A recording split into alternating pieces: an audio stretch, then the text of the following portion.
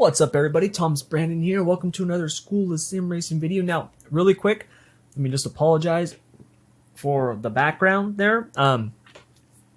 This is my office slash studio slash gaming room, and it's also where we keep my son's birthday balloons, our spare, our water because of coronavirus, so stuff like that. But I was going to use the chroma cam, that gets rid of the background, stuff like that. And it wasn't looking very good. And so I just clicked it off and went with the regular video camera. So here we are. But anyways, what are we talking about today? Well, we're going to be diving into dry slick tracks. Now, this is something that I have had an insane amount of requests for. I've had more requests for this since I started doing videos than anything. It's actually the primary reason I'm doing the Masterclass, the open wheel dirt Masterclass. And so, just a heads up, we're going to cover some basic concepts, right? The main reasons why you're having trouble on a dry slick track and so you can avoid it. Understand, I cannot show you everything in a 15, 20-minute video. I just can't. And so if you want to really get into the nitty-gritty of this stuff and learn, how to really do this and go through the progression and stuff like that, click on the link down in the description below and get signed up for the Dirt Masterclass. It's completely free. It's going to be a lot of fun. We're going to do a ton of stuff. We're going to be covering wing sprints, dirt midgets, and non-wing sprints. And we're going to start at 305s and go all the way up to 410s and everything. It's going to be a lot of fun. So if you want to check that out, click on the link down in the description below. And one more thing, really quick. I just want to say thank you. I really do. I never thought in a million years that I would get the response and the comments and the appreciation and stuff like that I've gotten for these videos. The School of Sim Racing, I came up with that because I was creating custom paint jobs for me and my son's race cars here on iRacing, and we wanted a sponsor, right? We literally came up with our own thing so we would have a sponsor to put on the car. That was the whole reason it started. It was like, well, when I do those videos, I'll just call it School of Sim Racing, right? That was it. I never thought it was going to be anything like this, ever. So, the fact that we're actually going to be doing this training and stuff like that, and just the fact that so many of you have sent and I know there's channels out there that have got thousands and, tens of thousands, millions of subscribers and stuff. I don't care. The 240, 250 of you that have subscribed just in the last couple weeks since I started doing this, half of you have sent me emails and comments and direct messages on Facebook and stuff like that. And all of it has been good. It's just been awesome. It's just been absolutely awesome. And to literally have people over the last, week, I have had probably close to a dozen people. To have that many people literally not just ask me like, oh, hey, do you take donations? Oh, hey, do you have a tip jar? But literally say, hey, can you set up a Patreon page so I can give you money? Hey, can you set up a donate button? I'd like to donate to your channel, right? People asking me to set stuff up so they can give me money. And it's not about the money. I don't care about the money. Just the fact that you appreciate what I've put out that much, it just means a lot. It really does. Being an entrepreneur, and having been an entrepreneur for years now, and I've made a lot of content. This is not the first time I've done a YouTube channel, right? I've got hundreds and hundreds of videos on other YouTube channels, right? For financial markets and all that stuff like that. I've put out and created lots of content, and I've had other real businesses that I've tried that didn't go over very well. So I know what it's like to do a lot of stuff and it not be received the best, and to not be, appreciated as well. And, to put this stuff out, which I just, I'm doing for fun, right? I mean, just a side thing for fun, to have it be, appreciated the way that it has been. It really, truly means a lot. It does. So just thank you very much. I know this probably sounds kind of lame and cliche or whatever, but I don't care. I genuinely appreciate it. It makes me want to do more, which is the whole point. I mean, that's why I started doing it. It's going to be that training. It's going to be a lot of fun. Like, I can't wait to do that stuff with everybody, and, to be practicing and racing. It's going to be a lot of fun. So just thank you very much. And so for those of you literally who've been asking for it, right? If you're interested, you can donate to the channel. There's a link down below. All right. And that's all I'm going to say about it. So just thank you. Now, moving on. Let's get into dry slick track. So we're in the 360s. We're at Lernerville. I picked Lernerville because that's where the 360s are this week in terms of official races. So, and since most of you will see this video, within the next 24 hours, I figured, I was like, well, I might as well just use Lernerville because that's where everybody's racing at. Now you can see we're at 100% track. This is maximum usage. So this is as bad as it's going to get. Okay. Now, in terms of setup, this is the setup that I would run in a feature event at Lernerville. This is the setup. Those of you who saw the video I did a couple days ago, where I had, was leading the race and everything else. This was basically the setup I was running. My rear shock was at 5.5. And my right rear was at 5.5. My left rear was at 4 down, 7 up, something like that. When the track is this slick, I will actually lighten up the rebound some, and I might move the right rear in another 1/4 of an inch. But here's the thing, I might take another 1/2 inch of stagger out, drop the air pressure 1 pound in each rear tire. But here's the thing, I won't go crazy with me tightening up the car, because if you tighten up the car too much, what'll happen is then you'll notice you're like, man, how is it I keep tightening up the car and it's getting worse? Well, that's because you're having to break the car loose to get it into the corner. Remember, we still want the car to drive through the corner, right? We don't want to have to jerk the thing sideways, have it break loose on us, and now we're just on ice going through the rest of the corner. We don't want that. So keep that in mind. One thing I will do is I will raise up the rear end higher, okay, when the track gets super dry slick. The reason for that is when you raise it up higher, what happens is you get more forward bite. When you hit the gas, you get more forward bite out of the car. Now you sacrifice side bite, okay? So your cornering might not be as good, all right? Just know the lower the car, the better it corners. The higher the car, the better it goes straight, right? Like, that's the general rule of thumb. There's obviously, extremes to that, but that's the general rule of thumb. And so I will raise it up a little bit higher than what I'll normally run, okay? But it's not much. I mean, it might be like a 1/4 turn, maybe a 1/2 turn more. That's pretty much it, all right? So let's head out to the track. Now, the hell? That's not my paint job. There we go. Okay. Damn trading paints. So, first things first, you'll notice I got the wing all the way forward right now. I've still got it all the way forward. Let's just move it back now. If the track gets this slick, I'm going to be the first to tell you, I will move it back some.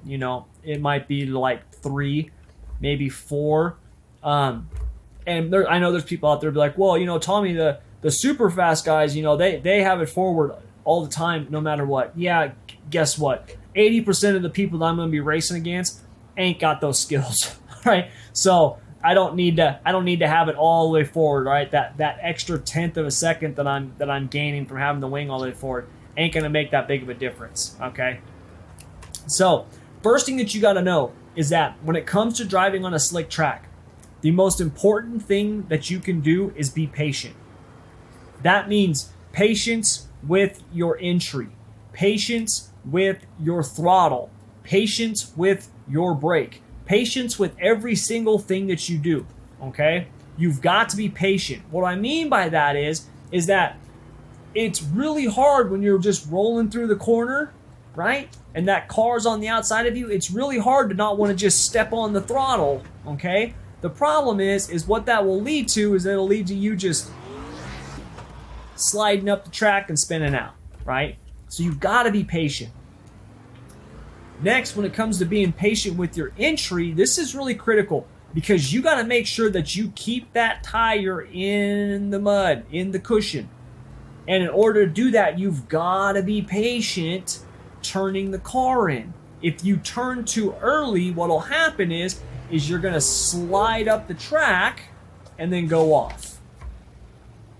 All right? If there was a wall there, you would just slide up into the wall, which you still don't want to do, but you've got to be patient, okay? Now, the best way to get into the corner when the track is this slick... Whoa! How did I even do that?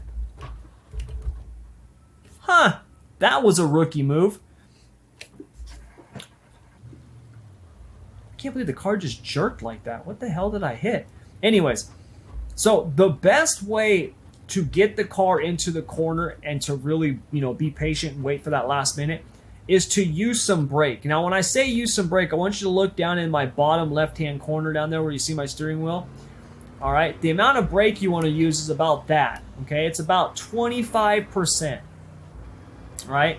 And what you're wanting to do is you're wanting to actually brake and turn, and it'll actually, what that's going to do is going to help suck the car down on the left side, get it winged down while you back out of the throttle. Because since we're really going to be jerking that wheel to the left, what'll happen is that the car will actually want to roll over. All right? And we want to keep that thing winged down, and that'll help it stay straight and turn. Now, once you get it in, then it's just a matter of controlling that slide with the throttle. And unfortunately, there's no magic for that. That's just practice. That's just you getting good at getting a feel for the car and a feel for your throttle control, right? And really being patient. So you gotta wait to get that thing in. Oh, crap. Let's try that again. For some reason, I have trouble talking and racing at the same time. I don't know why. So, well, it's actually probably a good thing that happened because I forgot to cover one last thing. So, just because you can get to full throttle does not mean you have to get to full throttle. Does not mean you have to be full throttle, right? So one of the things that happens a lot of times on slick tracks is you come out of the corner, right? And you step on that gas, and then we get to the slick and it wants to jerk to the left, and you're like, what the hell is going on? And that's because your car caught the slick and now it's shooting to the right because the right side's in some tacky stuff. I guess you would call it tackier than the slick, and the left side's spinning its wheels, shoot you to the wall. So you've got to be careful of that. Just because you can get to full throttle doesn't mean you have to get to full throttle, all right? You can do very, very well at Lernerville, literally just rolling the bottom and then giving it gas, right? Give it some brake to get it rotated. Oh, I went in a little too hard there. Get into the mud and give it gas and come out, right? Slow down, keep it at a nice angle. Literally just roll it through. Right? Roll it down.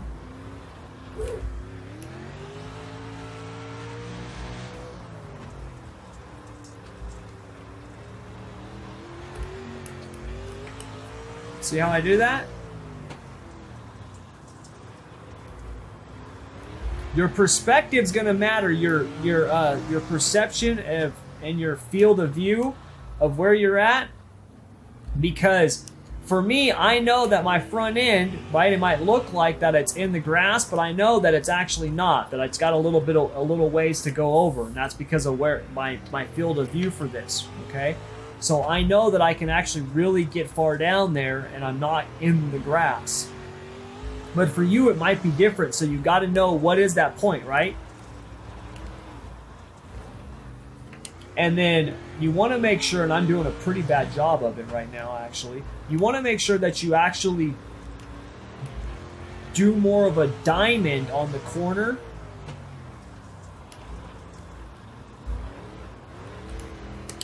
When you're trying to roll the bottom here, when you're trying to roll the bottom basically anywhere. Because you don't want to slide up. See? And you really got to use the brake. You're trying to turn the car with the brake.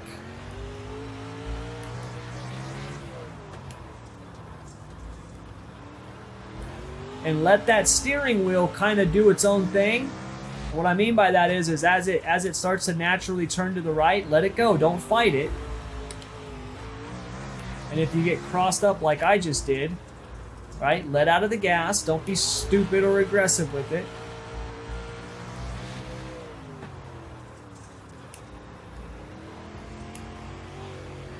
Okay. Now, once you get comfortable at kind of just rolling through like this, then you can actually work on holding the throttle a little bit more in a controlled slide through the corner.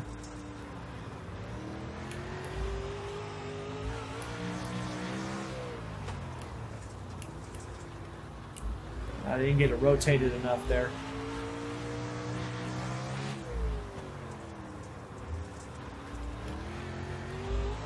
See how I picked up the throttle earlier that time? So just when you start getting comfortable, and I went up too high that time, you can start really working on rolling through the corner more, right?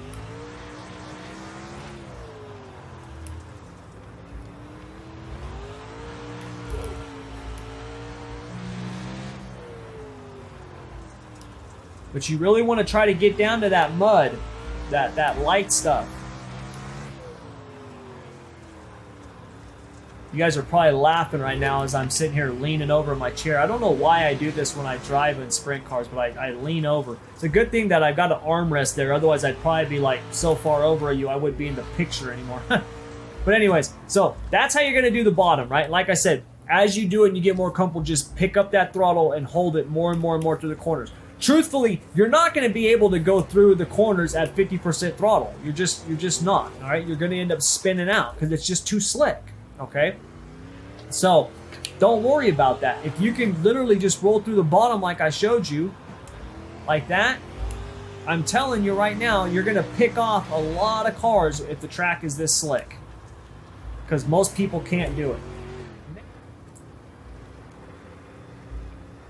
All right, so let's run the high side now, because if you want to really be fast at Lernerville, you got to run the top, okay? And so when it comes to running the top, you want to roll out of the throttle, right? And just follow this arc around, okay?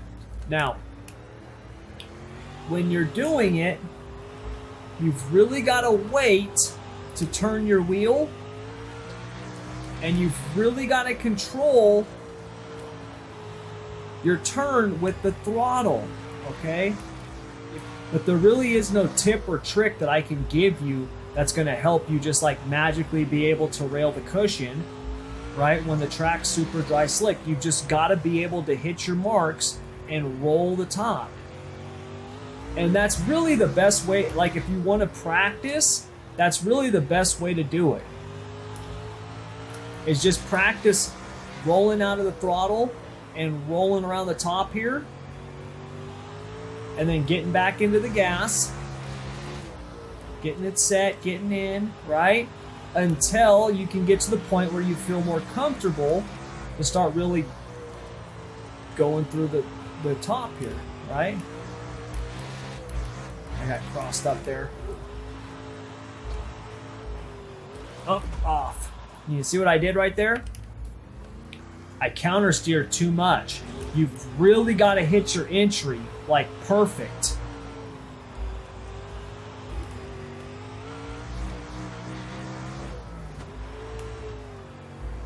Because if you don't, see what happens? If you don't hit it just right,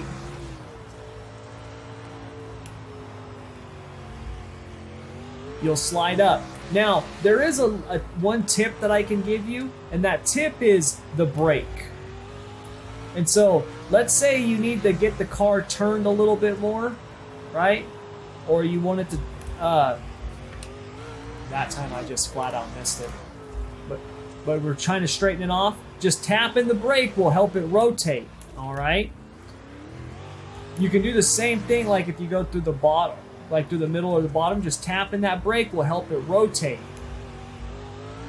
But you gotta tap the brake, okay? You can't like stab it or punch it, because then you'll pitch it sideways. And you can actually trail brake it through the top. You ever watch, go watch the YouTube video of Brad Sweet winning the King's Royal.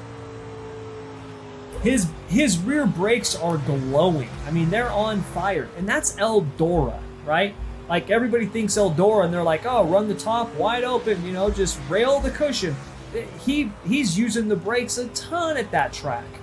And it's because it doesn't matter how much you're on the throttle. If all you're doing is spinning the wheels, you're not going to go anywhere.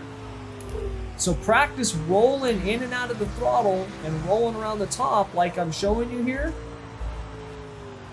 And here's the good thing.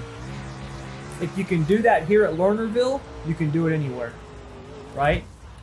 Because there's no wall here, and your margin of error is literally nothing, especially on a 100% track. I mean, it just is. So practice that, right?